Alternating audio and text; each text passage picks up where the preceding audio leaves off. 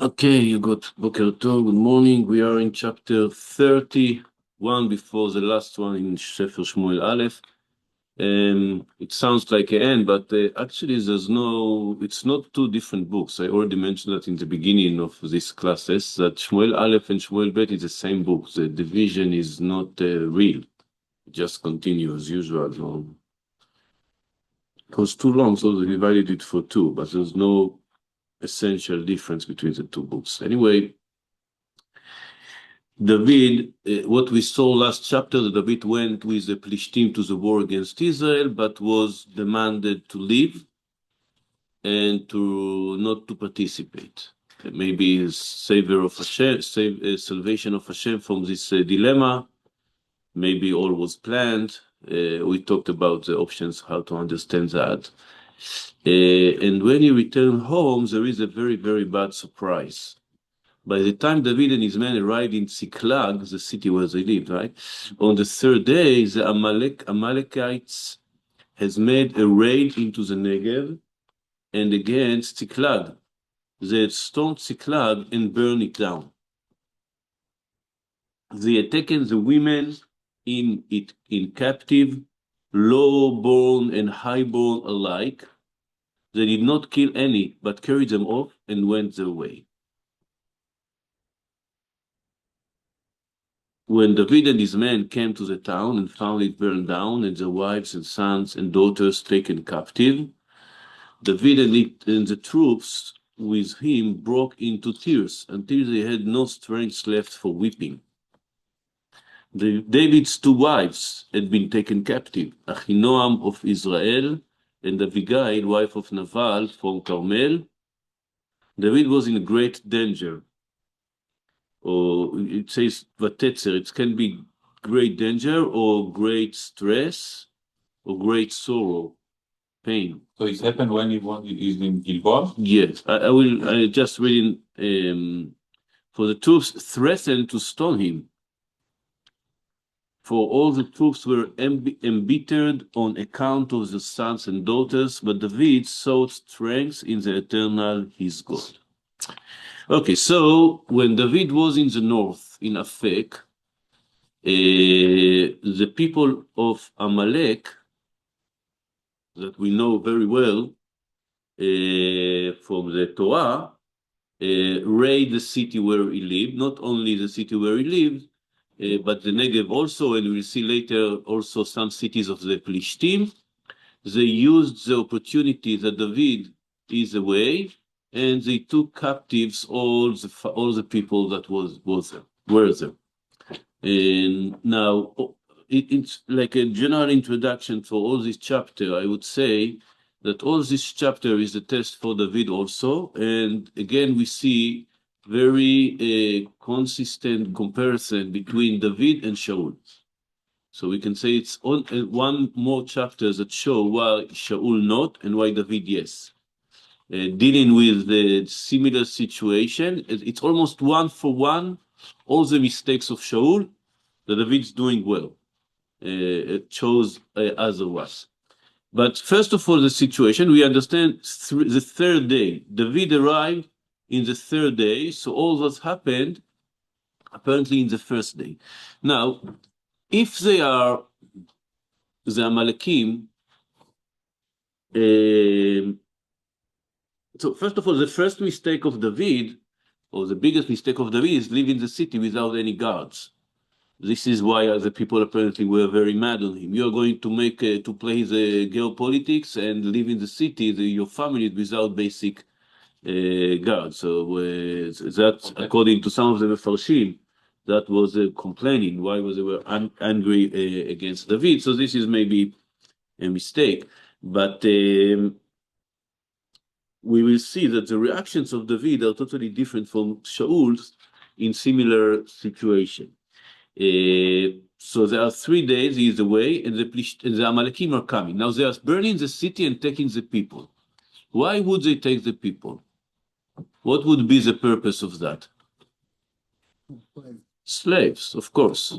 They have robbers.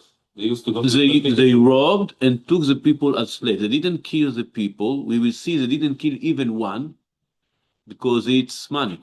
Each person is money. Um,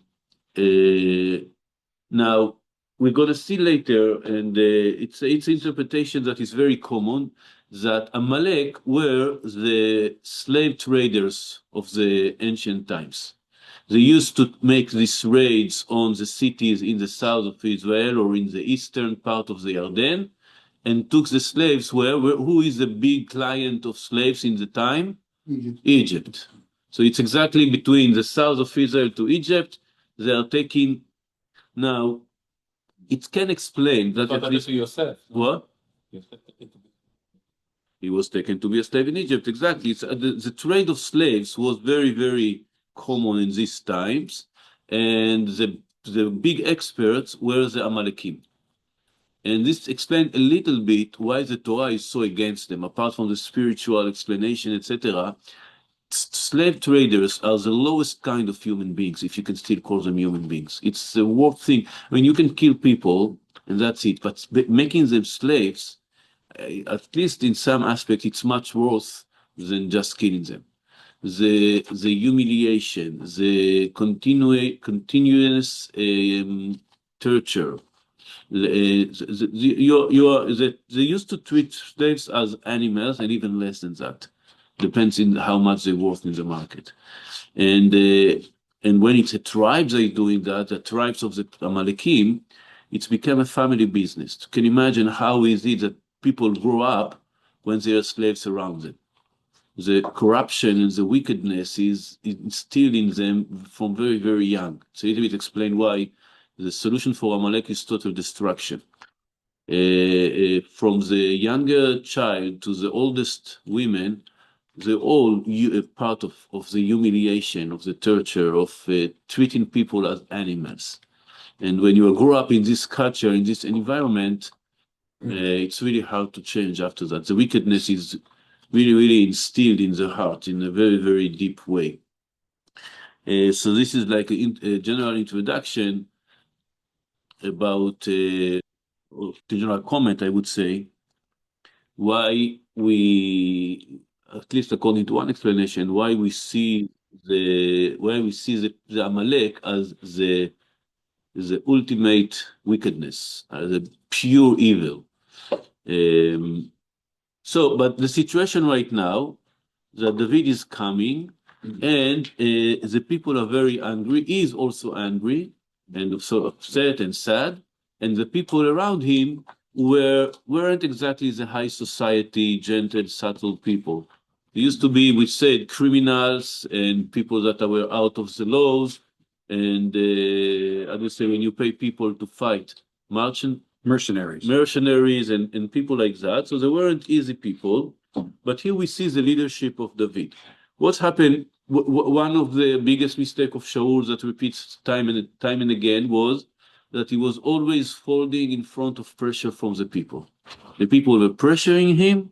He was do what they demand from him. But in case of David, it says the opposite. It says, first of all, David also was hurt, of course, him personally, his wives, apparently his children. But David saw strength in his eternal is God. So he's looking for the strength in the right place. And he finds the strength within him to react to this situation. And he's not folding, and he's not giving up, and he's not losing the hope. What is his first action? To ask God. So here also the verses alluding to the mistakes of Shaul.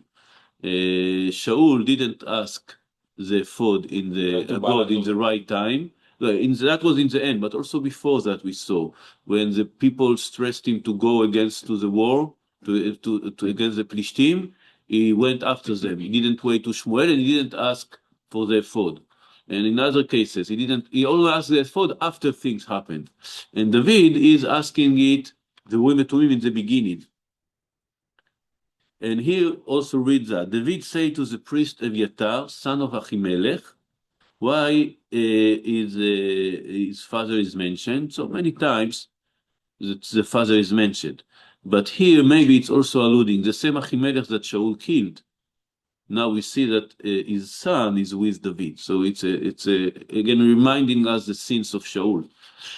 So David said to the priest Aviatar HaKohen, son of Achimelech, bring the ephod up to me. When Aviatar brought up to the ephod to David, David inquired of God, shall I pursue those raiders? Will I overtake them? So here there is a question. Remember we say that you are not allowed to ask two questions in a time. So why is asking? I will give three answers to that. So the reply came, pursue, for you shall overtake, and you shall rescue. So we can explain that in two ways. First of all, for the pressure and the stress that he asked to, it was a mistake, but Hashem still answered him correctly. So we can say that. We can say that it actually was two questions and two answers, just it was written in the same time.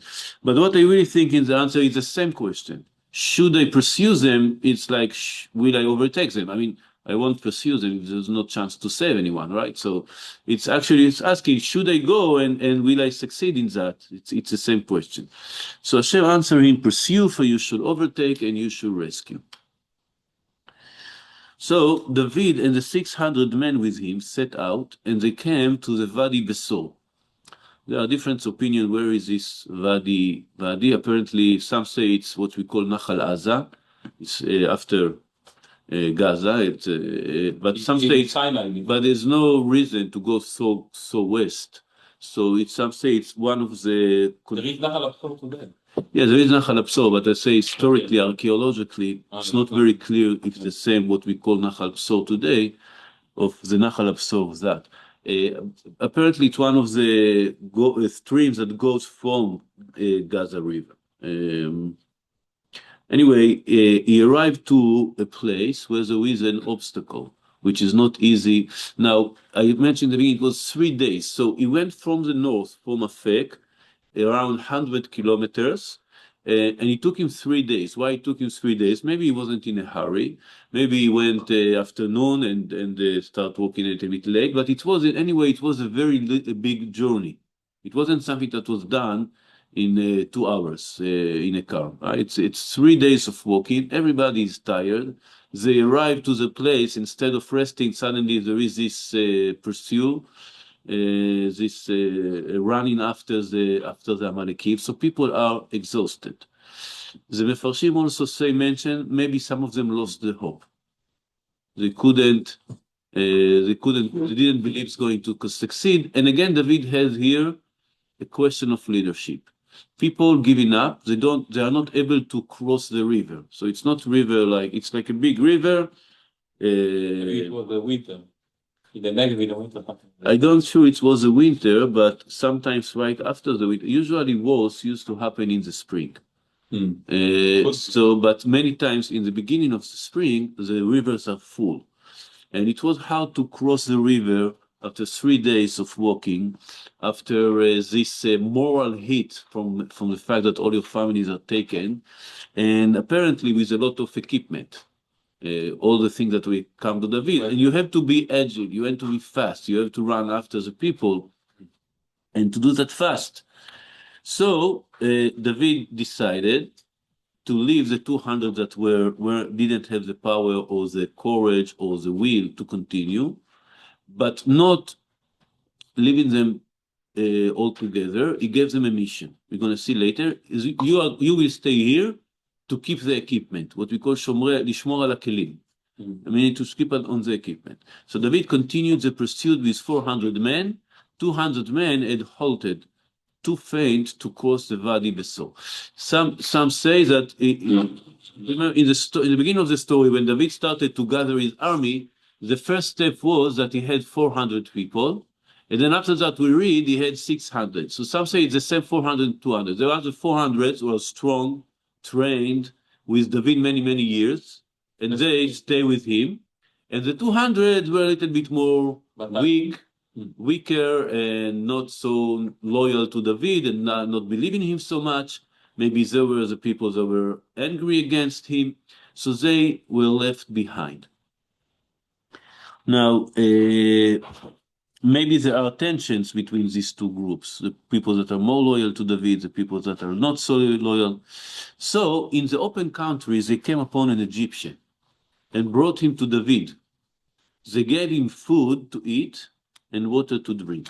So in the middle of a very important attempt to save the family, they see someone. The easiest things to do is to leave him behind. It's not none of your business. Apparently, he's not Jewish. He's not part of the camp or the group. He's just over there. But no, they have an action of mercy, of saving his life, and he's not. It doesn't look like it can be any help to them. But then there is a surprise. So he was also given a piece of pressed fig cake and 2 cakes of raisins. Yeah, he ate and regained his strength with a fig cake. Vela, it's like a cake in a fig that you're putting together. Yeah, and two raisins. It's a shne tzimukim. Maybe they had like food, a little bit for themselves. Yeah, so I think we're going to see, it says that for he had eaten no food and drank no water for 3 days and 3 nights. After not eating and drinking 3 days, it's dangerous to give you in one time a lot of food. Oh. There is famous that after the Holocaust, when people saved the camps, the Americans and others, they were so shocked, they just give him so much food, and many people died from that. Because after a few years of not eating anything, suddenly getting a lot of food, people ate themselves to death. So you must be careful about how feeding. Have U.S. guards around the camp to keep the inmates from going out because they would find food gorge and they would die. Yeah. So they had the American soldiers surrounded this, I think, Dachau. And at one point, some of the prisoners would get out and they would throw the food over the fence. Mm-hmm. So the orders went out, they should shoot up in the air. That they shouldn't. So eventually they began to see that they weren't getting shot. They started throwing the food back, and the orders came out. They were to shoot at a spot where it wouldn't cause that much danger. So they fired once. They hit one man in the leg, and that was the end of them. Stop throwing the food over. Yeah. So we understand that. So that little boy, it says here Ish Mitzri. It reminds us Moshe called Ish Mitzri, but after that it's called Na'ar like boy, or we can say it's the name of a slave. It's a maybe slave that ran away. Yeah, no, we're gonna see what's happened with this guy. Anyway, I want to emphasize that David doesn't lose his moral values. He found someone, he's in the middle of a very important mission, but they are stopping, they are bringing him food, they are helping him, and then they start speaking with him. So the David asked him, "To whom do you belong and where are you from?" Oh. So he answered him the last question first. "I am an Egyptian lad," he answered, "the slave of an Amalekite. My master abandoned me when I fell ill 3 days ago." So we see again the big difference between Amalek and David. So Amalek, this little slave, or I don't know if little or not little, this slave wasn't helpful anymore. He just leaving to die like that, without water and food in the desert because he's ill. He's ill and he's not helpful right now. Okay, I have many other slaves. Go and die. While David is first of all helping him and saving his life. And now, as a gift, suddenly David get all the picture. So he says, we had raided the Negev of the Keretites. So Keretites are the Amalekim, the Plishtim. The Plishtim, the word Plishtim is invaders. The people that came, they came from the other side of the sea, which is Greece and Crete, the island. How do you call the island that is near Greece and Turkey? Cretim. Crete. Yeah, so you can see it's the same route. Yes, so the Plishtim are people that came from the coast of Europe, the southern Europe, that came to the Middle East, and so they are called sometimes Kaftor, sometimes Kerates. So we see that the Amalek weren't only the enemies of Am Yisrael, they were also the enemies of the Plishtim. So he says, we raided the Negev of the Cherethites and the Negev of Yehuda and the Negev of Kalev. Kalev is Kalev and Yefuneh, so he has his family also in the son of Jericho and the middle of Yehuda, the mountain. So we can see that he goes from the west to the east, from the Plishtim, Yehuda, Kalev, and we also burned down Tziklag. So David asked him, and David said to him, can you lead me down to that band? He replied. So David understands that this is a treasure. He knows the camp. He knows where they are used to go, where they are used to camp, and he can help him in this mission. So this boy is a little bit afraid. So he told him, swear to me by God that you will not kill me or deliver me into my master's hand, and I will lead you down to that band. So he has two concerns, this boy. First, that he will kill him. Why would he kill him? Because he participated in the raid against his family. So he's part of the enemy. The second option is that he will deliver him into the master's hands. Why? Why would he do that? A reward? But David is going to go against the master. The master is the one who kidnapped all the families. Right? He was a slave of the Amalekim that raided and kidnapped all the people of David. So why would he deliver him into the master's hands? As a prisoner replacement, as you say, when you change. Oh, exchange. Exchange of prisoners. So you say, this is I can be a property, right? David may prefer, instead of fighting against the Amalekim, just negotiate with them. And part of the negotiate is to return him to his master. So, the slave stayed to David with these two conditions, that you will not kill me, or swear to me that you will not kill me or deliver me into my master's hands, and I will lead you down to that band. He didn't trust on anybody after all that. So he led him down, and there they were, scattered all over the ground, eating and drinking and making merry because of all the vast spoils they had taken from the land of the Plishtim and from the land of Yehuda. The word here, what is scattered? Shalal. No, scattered all over the ground. What does it mean? Sorry. מפוזרים. Yeah. So, but the word in Hebrew is netushim. Yes. It can be understood as spread, but also guardless. They weren't worried at all. They were celebrating. Nobody is preparing for a war. Why do they have so much confidence? Because they live in their territory. Yeah, apparently it's already deep in the desert. Nobody knows where they live. The desert is very big. And they think that everybody is in the war in the north. So they have a lot of confidence that they can do whatever they want. And this is exactly what David needed. David attacked them from before dawn until the evening of the next day. So next day, some say 2 days. Next day after. So there's 3 days walking from the north, chasing, and then fighting another 2 days. But why would it take so much time? So apparently they were, like it says, spread all over the place in many different places. And David is chasing them and killing them one by one. Again, we can see the comparison to whom? To Shaul, who didn't do that. So it's again the same Amalekim that Shaul didn't finish the work with them. And that's why they keep making damage to the people in this zone. David, in this case, didn't let anyone, at least not with his will, to survive. Shaul decided to leave some people, but David let them go. None of them escaped except 400 young men who mounted camels and got away.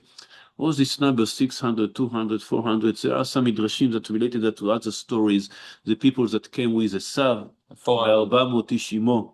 So these are the same people that came with Esav.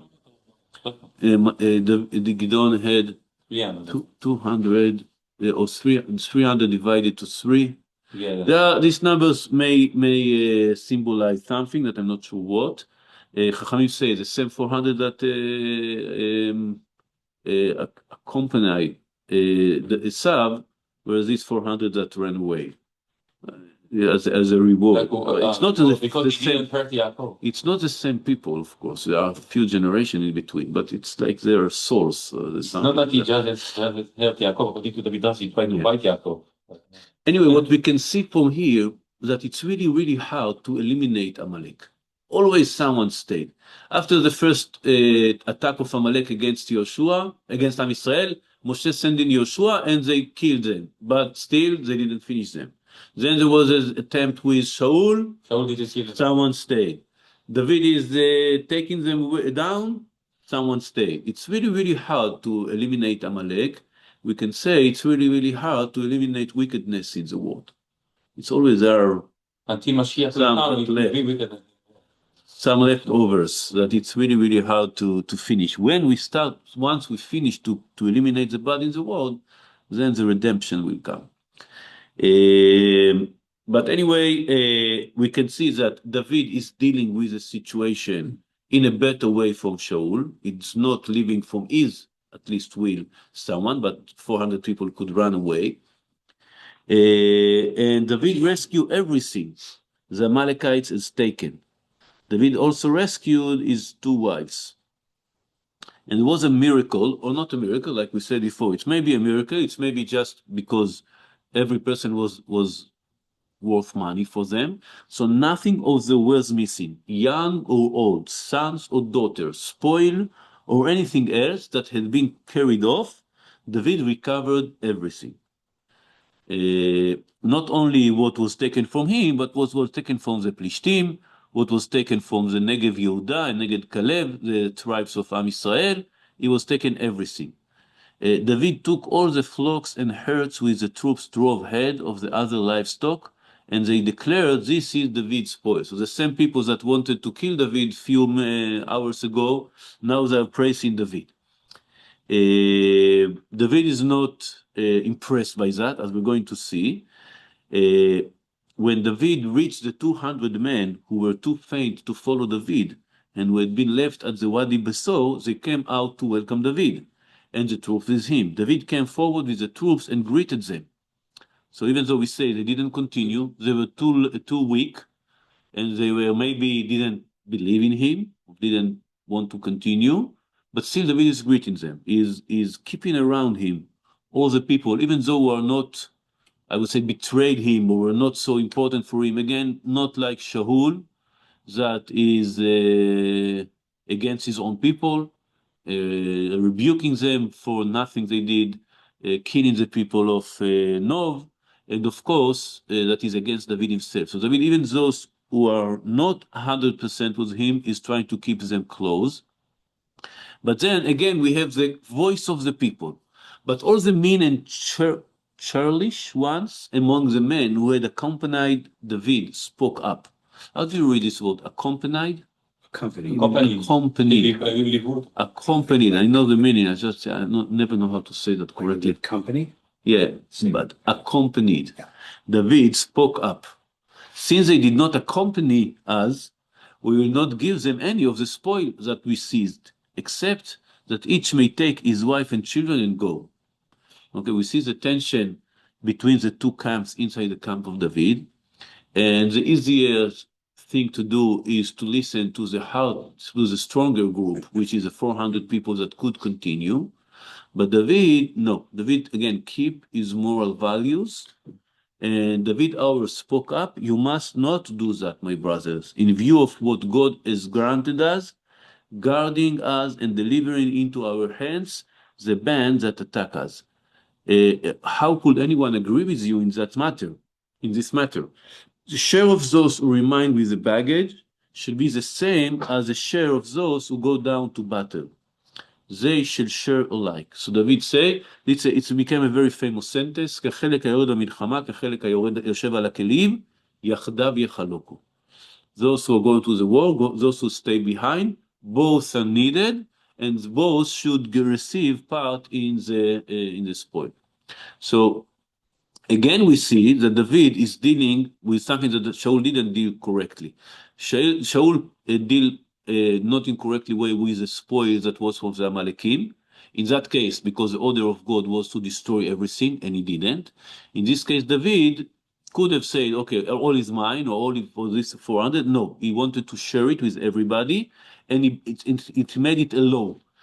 So from that day on, it was made a fixed rule for Israel, continuing to the present day, that it's always we divide it equally between all the people. So when David reached Tziklag, he sent some of the spoil to the elders of Yehuda and to his friends, saying, "This is a present for you from our spoil of God's enemies." So he's sending, of course, he didn't send back to the Plishtim that were also raided by the Amalekim, but he did send to the people of Yehuda. Why? Again, justice. They were raided, it was taken from them, so he returned that to them. But apart from it, maybe it's put in first step as a future king of Am Israel, or at least future king of Shevet Yehuda, the tribe of Yehuda. So here we have it's elaborated who he was sent to. So he sent the spoil to the elders in Bet-El, Ramot Negev, and Yatir, in Aroer, Sifmot, and Eshtamoa. In Rachal, in the towns of Yerachmeeli, and in the towns of Keini, in Choma, Bor Ashan, and Atach. And to those in Hebron, all the places where David and his men has roamed. Now, you can see that it's written in a strange way, with a stop. This samech is a stop in the, I don't know if we can see here. Yeah, it's like, yeah, it's like song. Let's see if we can find something. Shmuel Aleph text. If I can find it here.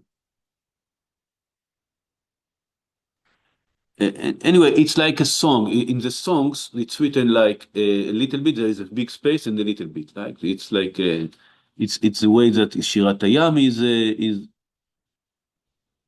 Let's see if it's in the.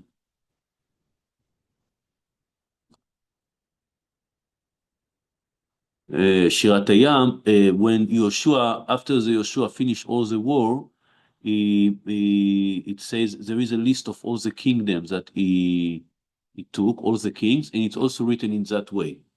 This king won, this king won. We talked about that in Yoshua a few books ago. So songs are usually written after a big victory. Okay, so this is the reason it's written in that way.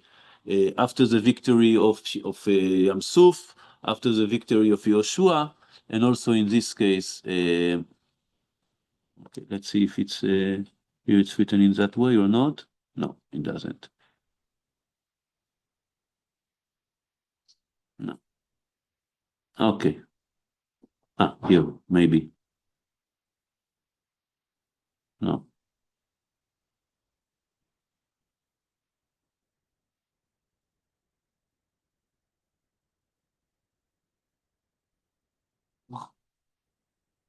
It's not putting it in that way.